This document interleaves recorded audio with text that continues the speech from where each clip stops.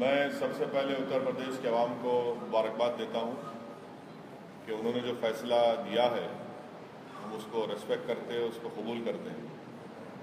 दूसरी बात यह है कि मैं शुक्रिया अदा करना चाहूँगा जो वोटर्स का जो मजलिस के हक़ में अपने वोट का इस्तेमाल किए, हमारे कैंडिडेट्स का और हमारे वहाँ के स्टेट यूनिट के प्रेसिडेंट शौकत साहब का, सैयद रफ़त साहब का, इन तमाम ने काफ़ी मेहनत की। मैंने इलेक्शन के दौरान और उससे पहले भी इस बात का वादा किया था कि मैं सिर्फ इलेक्शन लड़ने के लिए उत्तर प्रदेश नहीं जा रहा हूँ, मैं उत्तर प्रदेश को जाता रहूँगा, अपनी पार्टी को मजबूत करता रहूँगा। चौथी बात यह है कि इस इलेक्शन के नतीजे से एक बात साफ और वाज़ेह हो गई कि जो हमेशा एक बात कही जाती थी कि मुस्लिम वोट बैंक की, मेरा हमेशा से मानना यह रहा कि मुस्लिम वोट बैंक कभी नहीं था, ये एक मिथ है।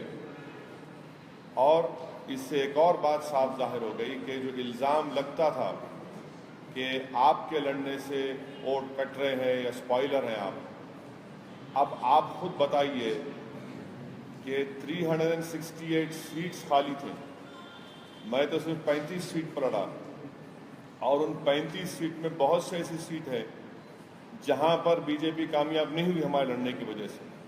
संभल की सीट है मिसाल के तौर पर, वहां पर हमारे कैंडिडेट ने 61,000 वोट लिए, समाजवादी के कैंडिडेट ने कुछ 78,000 वोट लिए। तो ऐसे कई सीटें हैं। तो अब सवाल ये पैदा होता है कि सेकुलर पार्टीज, इनका वोट कहां पर गया। उत्तर प्रदेश के पार्लियामेंट इलेक्शन जब हुए थे 14 में, कोई भी मुसलमान आज़ादी के बाद से पहली मरतबा ऐसा कि एक भी मुसलमान वहाँ से कामयाब नहीं हुआ। अब ये खुद सेकुलर पार्टीज जो अपने आप को सेकुलर कहते हैं वो खुद सोचें, इंट्रोस्पेक्शन करें और मेरे सवाल का जवाब दें कि भाई आपका वोट कहाँ पर चला गया। क्या अभी भी वो उस पर गौर करेंगे या फिर इल्ज़ाम लगाते रहेंगे। और आखिरी बात यह है कि समाजवादी पार्टी का कोई काम नहीं था वहाँ पर, लोग तंग थे समाजवादी पार्टी, उनके करप्शन से, उनके ख़ानदानी झगड़े से। और यही वजह है कि मेरे ख्याल से 55-60 सीट पर समाजवादी सिमट जाएगी। और आखिरी बात यह है कि जो मायावती ने कहा है, इलेक्शन कमीशन को लेटर लिखा है, मैं उम्मीद करता हूँ कि इलेक्शन कमीशन मायावती के इस जो उन्होंने इस इशू को उठाया उसका इलेक्शन कमीशन जवाब देगा, क्योंकि मायावती उत्तर प्रदेश की 4 मरतबा वो मुख्यमंत्री रह चुकी है। ये मुझको कहना है।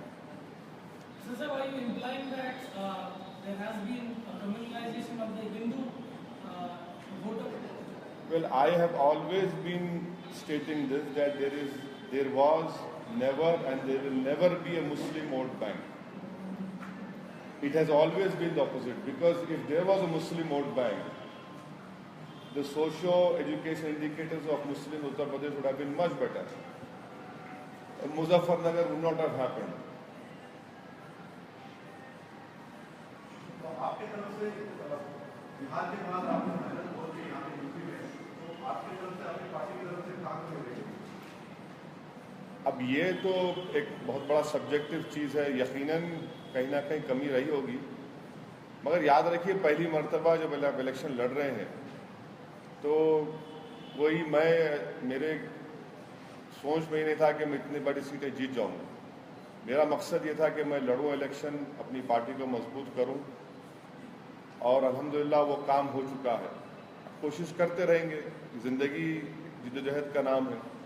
अब कामयाबी मुझे नहीं मिलेगी इस दुनिया में, ठीक है, कम से कम आने वाली नस्ल को तो तकलीफ में उठाना पड़ेगा, मगर हम मेहनत करते रहेंगे, जुस्तजू करते रहेंगे। मगर एक बात तो साफ हो गई कि अब ये मुस्लिम वोट बैंक के बारे में बात करने वाले और फिर वोट काटने की जो बात करते हैं, अब इनको सोचना पड़ेगा कि कहाँ इनकी कमजोरी है।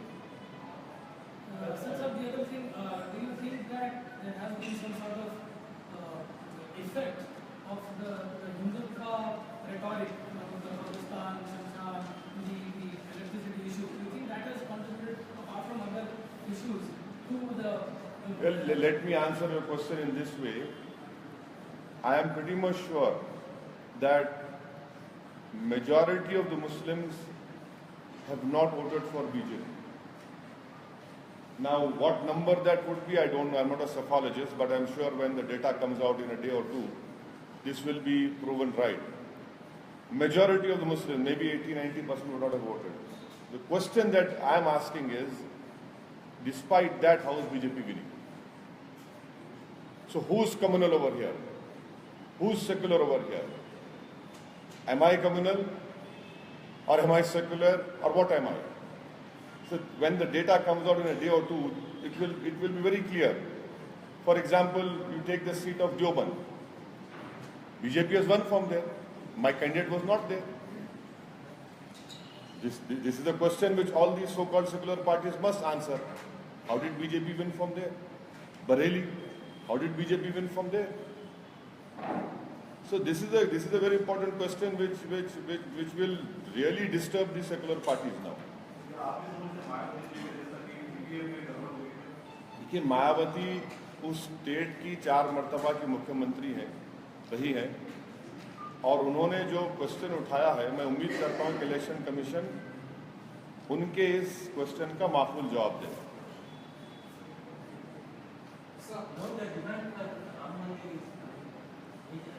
Come again? हाँ, BJP also?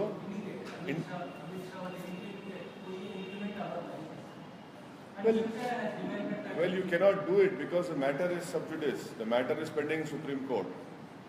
Unless until the Supreme Court decides on that, I don't think so. Nothing can move forward. So it was advantage to BJP because all the opposition parties, including SP, BSP, all of you guys stood for separately and not as a single unit. Do you think? Please go and explain to them. I am ready. आप उनको जाके बोलिए।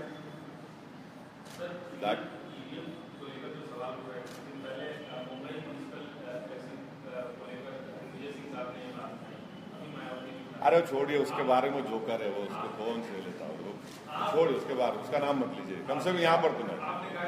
अरे क्यों mood खराब कर रहे अपना? अरे वो जहाँ रहेगा वो अच्छा है। यहाँ पर कांग्रेस में जब तक ऐसे लोग रहेंगे, कांग्रेस में उठेगी तेलंगाना में, बहुत अच्छा है, रहने दीजिए। मायावती जो क्वेश्चन रेज किया है, मैं उम्मीद करता हूँ कि इलेक्शन कमीशन ऑफ इंडिया उसका जवाब दे। मेरा सवाल ये है सर, 35 सीटों पे आपने विमान चुनाव लड़ा है, क्या आपकी पार्टी ऐसा कोई कंप्लेन या ऐसी कोई बात इलेक्शन कमीशन में रखने जाएगी? नहीं, मायावती ने जब इस बात को रखा है तो वही तो कह रहा हूँ ना कि इलेक्शन कमीशन उसका जवाब देगा। सर ये बताइए, राहुल गांधी और अखिलेश का ये मैच है अभी मोदी के लिए? हाँ, राहुल गांधी और अखिलेश यादव मैच तो नरेंद्र मोदी। ऐसा है ना कि सर, एक अंग्रेजी की मशहूर कहावत है, victory has many fathers, defeat has none. अब यहाँ पर तो अखिलेश तो अपने फादर के खिलाफ ही हो गए, तो विक्ट्री कहाँ मिलेंगी उनको? अखिलेश को खुद तो काम नहीं किए, गवर्नेंस नहीं था, corruption, massive corruption, law and order तब बर्बाद था, और ऊपर से अखिलेश के दोनों चाचा उनका काम कर दिए पूरा। अब रहा सवाल कांग्रेस का, तो वो बहुत बड़ी पार्टी है भाई, 100 साल के ऊपर की है, मैं कैसा बोलूँ उनको, बड़े लोग। दूसरे चाचा का मतलब आपको आजम था? हाँ, दूसरे चाचा का मतलब आपका मतलब आजम? नहीं, दूसरे 2 चाचा हैं, वे तो वैसे तो बहुत चाचाएं हैं, मगर 2 चाचा तो उनका पूरा काम कर दिया।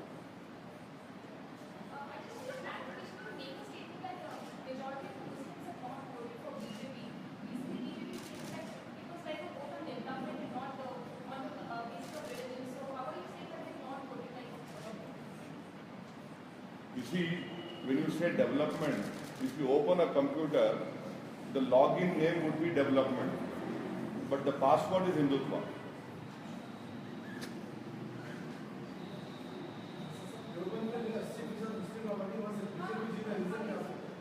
हाँ, वही तो मेरा वही सवाल है ना, अभी मेरा कैंडिडेट नहीं था, मैं तोड़ के जाके कान में फूंक नहीं सकता हूँ, तो कैसे हार गए? ये सवाल आप उनसे पूछो आप, क्योंकि हर बार हर मर्ज की दवा वैसी है, तो फिर आप ये बता दो भाई यहाँ कैसे हार गए आप? Thank you so much. I'm very grateful to you for using that word. I'm a boiler, not a spoiler.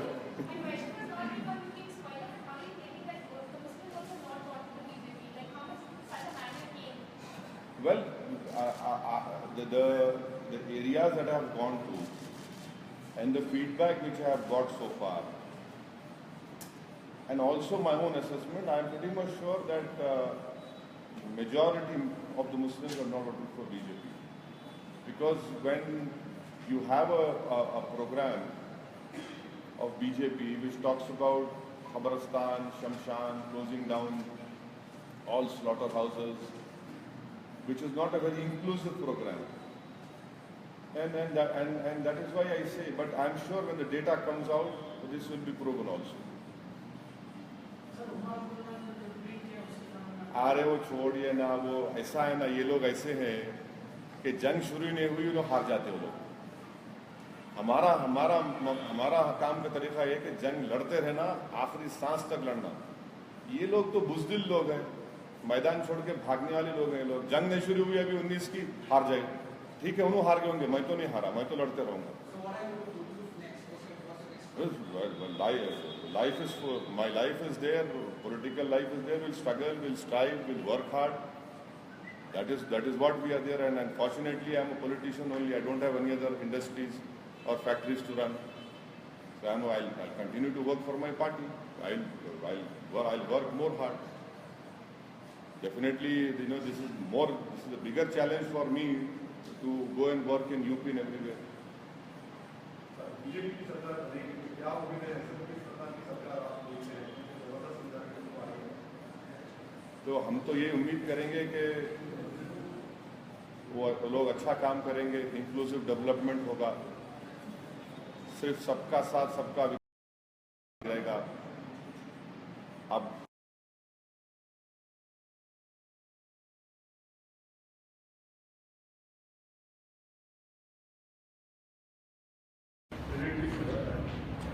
आप वो किसको देते हैं वो आप बेहतर जान सकते हैं। जी टीवी पे आप लोग चला रहे हैं अभी, today tomorrow, because there are many TV channels who are not getting ads, there are many TV channels who have let down journalist, there are many newspapers who are not getting advertisement, so the effect has started, people will realise it, if not today definitely in another 2-3 months the real impact of it would be known to each and everyone.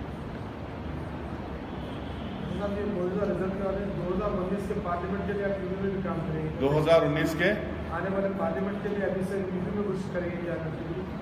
जगह करेंगे अभी इंशाल्लाह काम, यहाँ हैदराबाद में पहले करेंगे, UP में करेंगे, सब करेंगे इंशाल्लाह। Sir, all your campaigns had massive crowds. Yeah. So you were extensively campaigning in UP. What do you think actually led to this? You think the crowds haven't really converted to votes? Yes, that is one of the reasons. Yes, that is very true. Very true. But then again, you see those crowds which had come, I'm thankful to them because they came without any mobilization. They came without any thing being promised to them. So it is a good start. We'll continue to work hard, and hopefully in the near future that will convert into a note for us. Because one thing you have to remember that it took us nearly 28 years to win the Hyderabad Parliament seat. So once we won it, we have been winning it. So so we'll work hard over there. There's definitely huge scope for us in UP, and now this boogie is of everyone. So because the issue was, अरे साहब आप बोलते बहुत अच्छा हैं, आप सच कह रहे हैं, हमारे दिल को आपकी बात लगती है, हमारे आंख में आंसू भी आ जाते हैं, मगर बीजेपी को रोकना। अब हो गया, अब वही लोग बोलेंगे नहीं सर अब तो हो गया, आपका साथ है। ये जो बीजेपी को रोकने का जो जिम्मेदारी हमारे मुसलमानों पे डाल दी गई है ना, मैं बार बार कह रहा हूं कि हमारी जिम्मेदारी नहीं है, ये सबकी जिम्मेदारी है। अब ये बोझ हमारे कंधों पे नहीं रहेगा, क्योंकि अब ये हमेशा कि भाई आपको रोकना है, अब नहीं रोकना है, अब तो दूसरों को रोकना है। ये बहुत अच्छा हो गया कि ये जो हमेशा बोलते थे, एक तो मेरे बारे में और दूसरा कि आपको रोकना है कम्युनिटी को। अब देख लिए क्यों कौन कितना रोक पाए। ओके सर, शुक्रिया बहुत बहुत आपका। सॉरी लास्ट टाइम आपको बदतमीजी हुई उम्र में आपको वेरी सॉरी।